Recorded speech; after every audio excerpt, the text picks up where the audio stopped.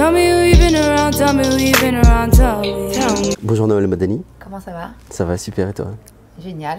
Ça fait longtemps, tu viens de sortir un nouveau film qui s'appelle C'est tout pour moi. Tu as fait du spectacle, tu as fait de la danse auparavant, donc là tu te lances dans le cinéma. Est-ce qu'en fait au-delà de la casquette d'humoriste, Nawal Madani c'est une entrepreneuse aussi? Oui bien sûr, j'ai jamais caché cette facette-là. J'ai produit mes premières émissions télé. Quand j'étais danseuse, j'avais mes propres équipes de pop-up girl. Parce que je voulais, quand je travaillais pas, je voulais avoir une rémunération régulière. Donc j'avais des équipes de pop-up girl. J'avais carrément l'équipe de basketball parisienne, le Paris Basket Racing. En équipe où je livrais des spectacles toutes les semaines. Et puis, j'ai produit des émissions télé. J'ai produit mes programmes courts. Et là, je coproduis mon film. Je suis coproductrice de mon spectacle. Donc oui, j'ai cette casquette de productrice, complètement. Parce qu'on n'est pas mieux servi, enfin, on est mieux servi que par soi-même. Je l'ai appris. Et comme moi, je suis très exigeante, dans mon film, si j'avais laissé cette casquette-là à quelqu'un d'autre, ça aurait été beaucoup plus compliqué. Il y a 17 musiques dans mon film. Il y a du Michael Jackson, du Chaka Khan, du Beyoncé. Un autre producteur, il m'aurait dit, on s'en fout, une musique, c'est une musique. Moi, j'ai pas renoncé à mettre 150 000 € dans une musique, par exemple. Michael Jackson, ça coûte un bras. Je dis oui, mais même s'il dure 40 secondes, il transcende les gens. Le râle de fin, je dis oui, il coûte cher. Mais il est ce qu'il est, quoi, ce morceau-là. Je le veux dans mon film. Et parce que je suis coproductrice et que je suis réalisatrice du film, j'ai mon mot à dire là-dessus. Donc forcément, il y a un moment donné, si tu veux pas être seulement cantonné à ta position d'artiste, tu dois apporter d'autres casquettes pour que ça pèse. Parce que le final cut, même si tu écris un scénario par exemple, le final cut d'un film ne t'appartient pas. Il est adressé au réalisateur. Donc tu peux écrire un film, tu le donnes à un réalisateur, il donne son point de vue. S'il a envie de raconter une autre histoire, s'il a envie que ton père il ait un accent, toi tu dis non, je veux qu'il ait un français impeccable parce que mon père avait un français impeccable. C'est son avis, mais le fait d'être réalisatrice, tu as ton mot à dire surtout parce que c'est toi qui donne la signature finale. Donc vaut mieux par moment, en tout cas quand on a les épaules pour, endosser ces casquettes-là. Je voulais être danseuse, mais mon père avait d'autres projets pour moi. Je vais déchirer vos passeports, je vais vous envoyer au bled chez ma mère, et vous allez faire du moonwalk sur les cactus. En fait, moi, ce que j'ai retrouvé, c'est ce lien d'humanité, quelque part, malgré un regard assez dur que peut porter le père du film sur sa fille qui va entreprendre le monde artistique, etc. J'ai l'impression qu'avant tout, tout est amour, en fait, dans toute cette histoire. Oui, parce que on n'a pas affaire à un père en fait, on aime bien, en tout cas beaucoup de films, je trouvais qu'on était dans le cliché, je voulais pas tomber là-dedans, le père d'origine maghrébine, de confession musulmane, qui empêche sa fille dans son émancipation. Moi, j'ai un père qui était comme tous les pères et comme beaucoup de pères, il avait peur de perdre sa fille parce qu'il avait peur qu'elle se perde et elle s'est perdue. C'est aussi simple que ça, et ce message-là, il est universel. Il n'a pas de convention, il n'a pas de tradition, il n'a pas de religion, il n'a pas de couleur. Ça arrive dans toutes les familles d'avoir un père qui a peur pour sa fille parce qu'elle va s'embarquer dans des univers qu'il ne connaît pas. Moi, quand je lui ai dit que je voulais devenir danseuse et qu'il m'a dit danseuse, mais c'est même pas danseuse d'opéra, c'est hip-hop. Mais moi, je les regarde les clips. Je dis non, mais papa, moi, je vais faire autre chose. Mais quand je suis arrivée à Paris, on me proposait que ça. Donc, il avait raison. Quand je suis montée sur scène et qu'on m'a dit « Ouais, il faut que tu trouves ta signature, vas-y, sois rentre dedans, enchaîne, et tout, que je suis montée, que j'ai fait le premier sketch où j'ai été taxée de vulgaire. » Mon père, il m'a dit « C'est bien, t'es connue, ça cartonne, mais regarde les gens, l'étiquette qu'ils te donnent. » Donc, il avait raison dans le fait que les gens, ils te jugent sans te connaître et qu'il avait peur pour sa fille avant tout. Et j'ai dit « Ouais, c'est vrai, papa. » Donc, la prochaine fois, je vais éviter d'aller vite. Je vais me poser les questions. Je vais travailler derrière et je vais livrer. Je vais livrer des œuvres qui sont à la hauteur des valeurs que tu m'as inculquées. Donc ce film, il rend hommage à ce père qui ressemble à tous les pères, qu'il soit rebeu ou pas. Il rend hommage à tous ces jeunes de quartier, même venant de Molenbeek, qu'on n'est pas juste un fief à terroristes, qu'on est des jeunes avec des rêves plein la tête, qu'on a la dalle, qu'on a du potentiel, qu'on vient d'Anderlecht, de Bruxelles ou de Toronto. On a sa place. Il faut juste... la première question à se poser, c'est est-ce que tu crois en toi avant qu'on croie en toi? Et souvent, les gens, ils ont un manque de confiance en eux. Mais si tu crois en toi, tôt ou tard, si tu travailles derrière, tôt ou tard, il y a quelqu'un qui va te donner ta chance. Mais déjà, est-ce que toi, tu as fait le nécessaire? Est-ce que tu peux dire, est-ce que je me suis donné à 100%? Non, moi, souvent, quand je parle avec des artistes, oui, je dis, est-ce que tu as vraiment tout essayé? Est-ce que tu t'es donné vraiment à fond? Est-ce que tu as essayé ça? Non. Je dis, mais comment tu veux que la chance, elle vienne à toi? Il faut la provoquer, la chance, hein. Je connais personne, moi, qui reste au quartier, on vient le chercher, Tarantino, il vient en bas de chez toi, il te dit, ah, toi, t'as une bonne tête, viens dans mon film. Non, faut provoquer. Moi, j'ai travaillé dur. J'étais vendeuse, enfin, j'étais serveuse, je sais même pas comment ça s'appelle, c'est serveuse ou vendeuse au McDonald's de Porte de Namur. Ouais. J'ai fait des métiers, j'étais crêpiste, j'ai vendu des crêpes en Algérie, j'ai tout fait dans ma vie. J'étais Madame Pipi dans une boîte de nuit. Dans tous les métiers que j'ai appris, en tout cas dans tous les métiers que j'ai entrepris, j'ai appris quelque chose qui me sert aujourd'hui. Tu vois, quand je croise des gens, même du personnel, quand j'arrive dans un cinéma, je dis bonjour à tout le monde. Parce que moi, je me souviens que quand il y avait des artistes qui passaient qui me disaient pas bonjour, ah ben ça me faisait quelque chose. Donc tu sais, tu apprends de n'importe quel métier dans lequel tu évolues. Je pense, hein. C'est mon expérience. J'étais toujours à fond. J'avais qu'une idée en tête, tenter ma chance à Paris. Et il y a aussi une particularité dans ce film, c'est que les acteurs que tu as choisis, beaucoup sont des acteurs amateurs en fait. Est-ce que c'était une volonté aussi de faire, de donner la chance à des gens qui ont peut-être parfois qui ont un parcours qui n'est pas propice à faire du théâtre ou qui n'ont peut-être pas les moyens ou d'autres oui, choses? Complètement. Est-ce que c'était ça? Déjà, il y avait des gens que je rencontrais au fur et à mesure de ma petite vie, hein, au fur et à mesure de mes rencontres. Je voyais des têtes, je dis ouais, si je fais un film, lui, je le prendrais bien. Elle, je la prendrais bien.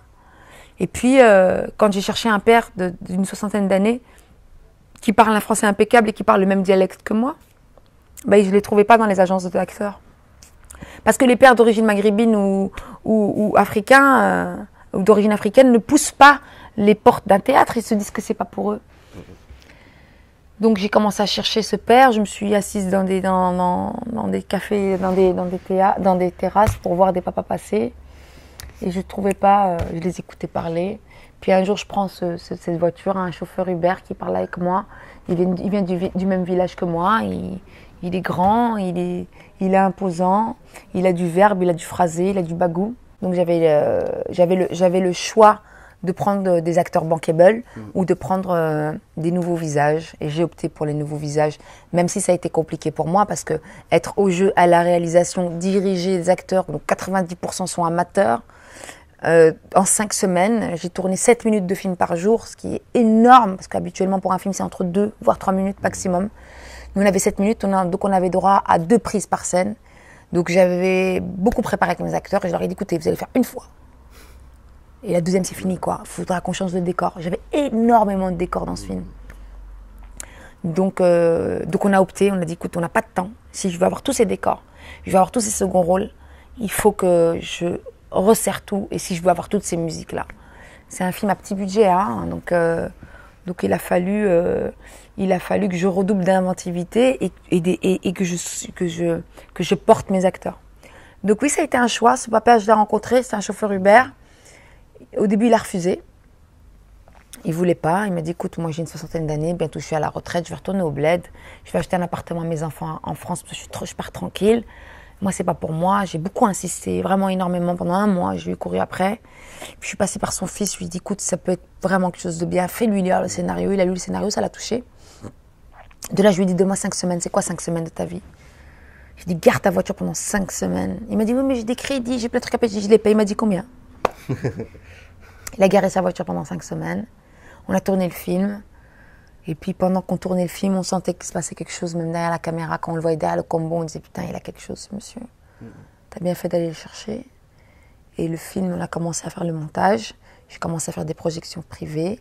Et ce monsieur, il n'a jamais récupéré sa voiture parce qu'aujourd'hui, il tourne son 2e film. Okay, Donc, comme quoi, dans ma success story, il y a d'autres success stories. 62 ans, maintenant il a son agent dans le cinéma et il a carrément un compte Instagram. Il fait des boomerangs avec le public. Ouais, il va, il va retarder peut-être son départ au bled. Ah non, mais là ça y est, là il se prend pour Clint Eastwood, c'est fini. En plus, tout le monde l'adule vraiment, genre le père, vraiment, c'est la personne, comme on dit chez nous, il ramasse. Quand le film est fini, c'est vraiment ça, le père qu'on retient le plus. Plus que Lila. C'est magnifique. Est-ce que c'était voulu ça? Tu sais, déjà moi je voulais pas tourner dans mon film. Parce que déjà je raconte, elle a une vingtaine d'années la fille, hein, tu sais, elle se fait gifler par son père et tout. Moi je dis bon j'ai un certain âge, est-ce que ça va être crédible? J'ai renoncé d'être payée en tant que comédienne et réalisatrice pour que ce film voie le jour, tu vois. Pour te dire, j'ai connu beaucoup de galères sur ce film-là. La production qui produisait mon film a fait faillite en plein milieu du film. Donc il a fallu chercher l'argent pour terminer le film, il fallait l'argent pour faire la post-production, il a fallu l'argent pour payer les musiques. Sache que par exemple, juste pour le titre de Michael Jackson, j'ai dû attendre 1 an et 2 mois pour avoir les autorisations de tous les ayants droit. Parce que comme il n'est plus en vie, il faut passer par d'autres personnes. J'ai dû montrer aux équipes de Beyoncé la scène j'étais jusqu'aux États-Unis pour ça, tu vois, pour te dire comment derrière il y a un travail de longue haleine, tu vois. Donc, aller chercher une actrice, lui dire écoute, en 5 semaines, les conditions de tournage elles sont dégueulasses, tu vas pas être payé. Ils m'ont dit non, il faut que tu y ailles, tu vois. Donc j'y étais. Mais ce film, j'ai voulu mettre en valeur autant les seconds rôles que les premiers rôles. D'ailleurs, ils sont aussi touchants que Lila. Et moi, je pense qu'un film, les films qui fonctionnent, c'est quand c'est des films qui sont comme ça, quand c'est des films généreux. Et c'est vrai qu'on retient Artus, comme on retient Tina, celle qui est serveuse, comme on retient mes copines d'enfance, comme on retient les nanas que je rencontre à l'enfermement, comme beaucoup de choses.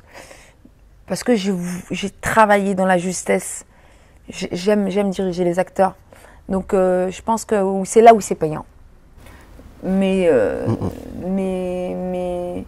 quand tu fais un beau film, on s'en fout. Qui ramasse le plus, du moment que tu fais un beau film en fait. D'accord. Ça m'a aussi rappelé en fait la manière dont tu as offert la chance à des amateurs de figurer dans ce film. Ça m'a rappelé le dernier concept d'un de tes potos qui s'appelle Fianso, qui a lancé Rentre dans le cercle. En fait, j'ai trouvé beaucoup de similitudes parce que lui aussi, il a la volonté justement de mettre en valeur des artistes qui ont peut-être parfois pas la chance, etc. Est-ce que vous avez conscience qu'en fait, vous permettez en fait à des gens, à des jeunes surtout, lui c'est issu des quartiers populaires, issu de n'importe quel milieu en fait, d'exister tout simplement, alors que c'est difficile aujourd'hui d'exister parce que à certains niveaux. Oui, après c'est un cercle virtueux, hein. Faut pas oublier que quand tu découvres des jeunes talents, c'est bon pour nous aussi. Bien sûr. Attends, c'est comme le Jamel Comedy Club. Le Jamel Comedy Club, même quand Jamel il montait pas sur scène, on entendait parler de lui.